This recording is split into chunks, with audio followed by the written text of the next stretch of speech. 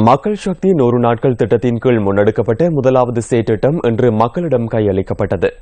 சீகிரிமுள்ள தமனியாய வீதி புனரமைக்கப்பட்டு இன்று மக்கள் பாவனைக்காக திறந்து வைக்கப்பட்டது.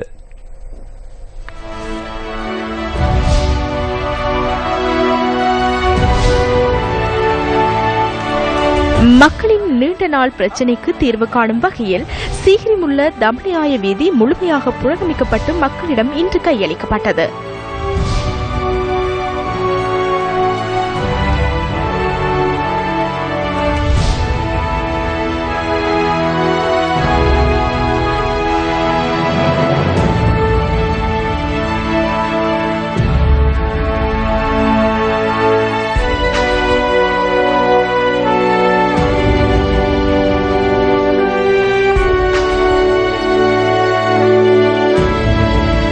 சுமார் 20 வருடங்களாக புனரமைக்கப்படாத வீதியூடாக பயணித்த மக்கள் இன்று முதல் புதிய வீதியூடாக சிரமமின்றி தமது பயணத்தை மேற்கொள்ள உள்ளனர்.